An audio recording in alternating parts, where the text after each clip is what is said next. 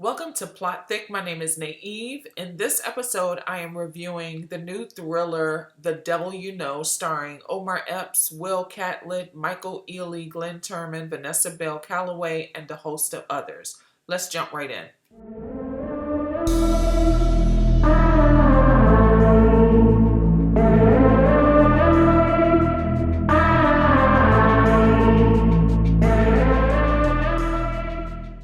So, The Devil You Know was written and directed by Charles Murray, who also produced series like Luke Cage and Black Lightning.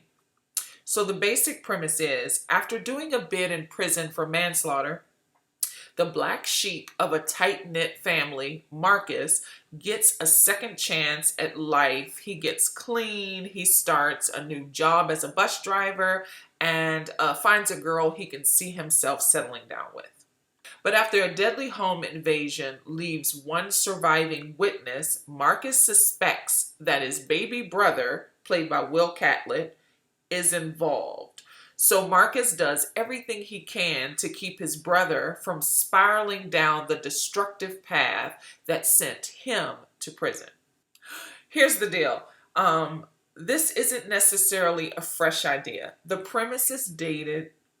You've seen this story 1,000 times. It felt like so many of the films from the 90s during the Black Renaissance to me. That's what it felt like.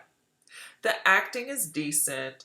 The chemistry between the cast felt very natural, as if, they've worked together before, and some of them have, okay? I had an issue, it's just a nitpick, but I had an issue with Will Catlett's accent. He's from Northern Virginia, which is right outside DC. I'm from DC. And we have this distinct, from the DMV, we have this distinct accent that I continue to hear in Will Catlett's performances, and I heard it, it was very prevalent in this film. I'm so surprised that he hasn't shaped it. I believe he's been acting now for about 10 years. This story develops in California. That's where this family is from. And the other characters who have been acting long, or many of them have been acting far longer than Will Catlett, have already shaken their accents. He hasn't. And because I hear it, because I notice it, I had a problem with it. That said, he is very good in this film. Aside from the accent, he's very believable as this character. Now, I do have a lot of issues with this film. First, the pacing. It's unnecessarily slow with developing the characters. Like, the first act drags way too long. And the premise, I had an issue with the premise. The story beats had no rhythm. They didn't pop. You weren't getting to the point. They had no rhythm. The camera angles were questionable. Like, the camera would zoom in on objects that made no sense. Just random objects, and that was very distracting. The score. The score was noticeably bland. The cinematography was very amateurish. Most of the shots were close-ups of characters. The world surrounding the family was not established. You really didn't see the neighborhood. You saw the house and you saw where cars were parked, the drive, but you really didn't get a sense of the world surrounding these characters. And what was just the worst was the transitions.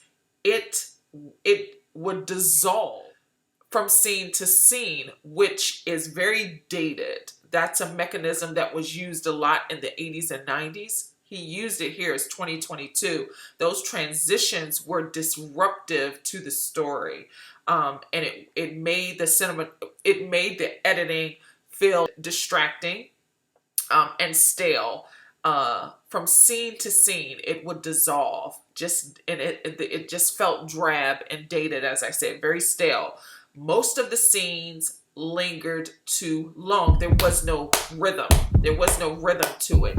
It was way too long, this film. It could have been a quick 85, 90-minute film, got right to the point with a punch, and it didn't do that. So most of the scenes lingered too long, which over dramatized what otherwise would have been a natural emotional intensity to the story and to the drama and to the interactions between the characters. Then Michael Beach was in one scene, and the scene wasn't pivotal. They addressed the scene immediately after, but it really doesn't move the story. They know it's no longer addressed in the film. So he was underutilized. There was no reason for him to be in this scene. He's such an extraordinary in this movie. He's such an extraordinary talent. He was wasted here. It's a head scratcher. Michael Ealy was underutilized too. This film was marketed with Michael Ealy and Omar Epps on the poster and interacting in the trailer. So this film was marketed with him as the co-star, but it felt like he was barely in it. He played a homicide detective investigating this deadly home invasion. His character shows up late in the story, like practically in Act 2. His character didn't show any instincts of a decorated homicide detective. There was no